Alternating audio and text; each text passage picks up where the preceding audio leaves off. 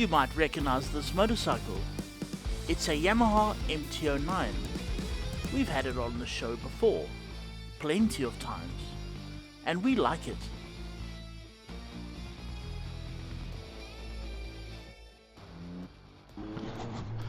Yamaha built this bike for the sole reason of making their model range more exciting. Oh, I'm so glad they did. It's so likable that my late colleague Matt, having ridden just about every motorcycle available to humans, decided that the MT-09 is the motorcycle he'd actually part money for. It's of course naked, and that immediately gives it a fun element. It also has a 3-cylinder 889cc motor, pushing 117 horsepower and 93 Nm of torque. And it's got like a naughtiness to it. You feel sort of mischievous on the thing. You know, the sound of the motor, the feel of it, the way you sit. Everything about it just feels like a bit mischievous. Like, what should we go do? I feel kind of like Dennis the Menace over here. What mischief can I cause? This version of the MT-09 is miles better than the original. The original suspension was a bit kind of wobbly. The whole bike had a kind of spidery feel about it. Not on this one. Suspension spot on, chassis spot on. It's like sporty, but it's not going to break your back over bumps. It's excellent. Brakes work well. Just everything works. Feels like nothing. You just sort of tip it in the corners like it's... It really is nothing. Even a push around, it feels like a bicycle. It's so light. I love this motorcycle. I wonder how it could get better. Except this MT-09 is different. Look closely. There's no clutch lever. There's no gear lever. This thing is automatic. What this thing has is called the Y-AMT. It stands for Yamaha Automatic Manual Transmission, which sounds like a bit of a contradiction over there. But essentially that's what it is. So in here, you've got an ordinary gearbox, just like your ordinary MT-09, just like just about any other motorcycle, and a clutch, just like any other motorcycle. Whereas an auto box like you find in a car, that's a very different kettle of fish. So what essentially happens is a manual gearbox, manual clutch, with actuators, electronic actuators that enable it all. So instead of pulling a lever and hydraulics and a cable maneuver the clutch, a little actuator in there will say, okay, it needs clutch, and then does the clutch. Instead of you using your foot to move forks around that move all the cogs in the gearbox, again, you've got actuators that do all that for you. So it's sort of a lot cheaper, simpler sort of method than trying to develop a whole automatic heavy thingy-mabob gearbox, and why not? So the next obvious question is, why would you put an automatic gearbox on a motorcycle? Well, it's simple. Activate. Here's my theory, right? And it goes to cars, because that's where automatic gearboxes have been for a very long time. If you've got two identical cars, one's manual, one's automatic, at first you're going to drive the manual, because as every man knows deep down inside, they are secretly Michael Schumacher.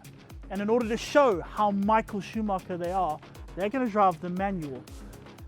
But give it time, and eventually you'll see the automatic will start being used more and more, until eventually you'll get to a point where the manual is just gathering dust and people are only driving the automatic. So let's try this out.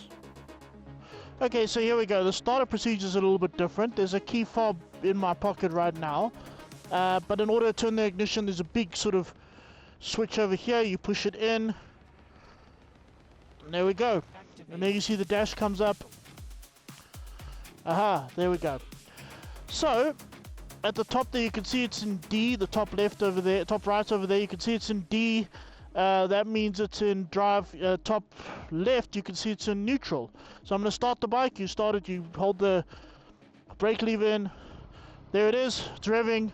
Now in order to put into first, you use your thumb over here. Now in order to put it into first, you use this finger, and there we go. And now you don't really need this hand. It's a neutral. It's, drive is automatic, and that's it. So now we just pull off. And now to figure out where best to try this new concept. Maybe a nice country road with some bendies, or maybe even a racetrack. We could ride it in all those places, but let's be realistic here. The place where the MT-09 is going to be ridden more than anywhere else, and where the gearbox is going to be tested more than anywhere else, is not out there. In fact, it's here, in the middle of the city.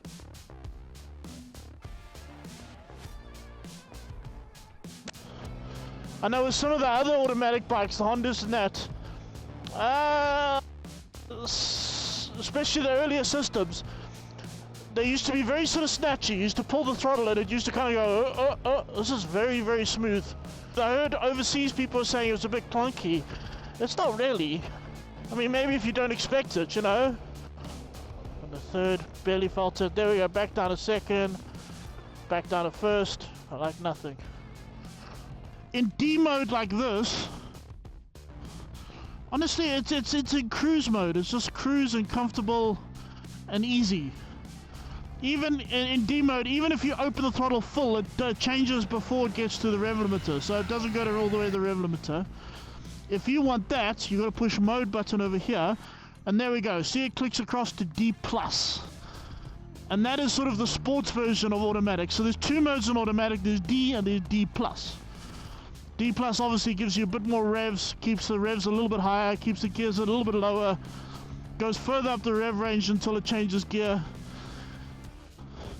But to be honest, I mean, I've been riding around town all day. I've had it kind of in D has kind of been all I need. For normal riding, just being a regular guy riding. I mean, there are times where I'm going to go hee hee hee hee.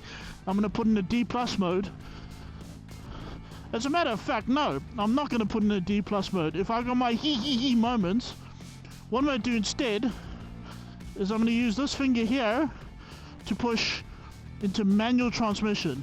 Now suddenly you see the top right, it's in street mode. Now you got all the different modes. There's Sport, Custom 2, Custom 1, Rain, Street. Now I'm going to keep it in Sport mode. Now what happens is that if you want to change gear, you use these two fingers. This one is to change up, this one is to change down, and interestingly, neutral's at the bottom. So here we go, I'm in first gear. Let's just say I want to go to second. There we go, second gear. Oh, got to slow down a bit here, back to first. No problem. And it's smooth and it's brilliant, and it hardly ever overrides. The only time I've been overridden is when I came to like a near stop. It puts it back in the first. That's the only time it overrides you. I can't get over how well the clutch works. See there, now here I am, I'm changing gear by myself. The only time I'm ever gonna really want to do this, let's be clear. Like I said with the car, you know, you're always gonna put an automatic. The only time I'm really gonna use this is maybe if I'm on a racetrack. You know, there it puts me back in the first gear. Maybe if I'm on a racetrack, that's it. Otherwise, why? Why would I need that? I don't need that. So I'm gonna actually go and put it back into D mode. And look at this, I don't need a clutch. There's no clutch whatsoever. You just ride. There's one small problem though, and that comes in should you want to clutch it into a wheelie. That'll be problematic. Except I'll let you in on a little secret. I can't wheelie. Nope. Matt was always the wheelie king, so I never bothered. However, if that's the case, this is the perfect bike. You see, for people like me who can't wheelie, this is honestly godsend. Because now, if someone wants you to wheelie, they go, ooh, pull us a wheelie. You go, oh man, I wish I could, but hey, I haven't got a clutch. Nothing I can do about that then. Whew. So there we go. For 259,000 Rand, you get a fun motorcycle that's now slightly better.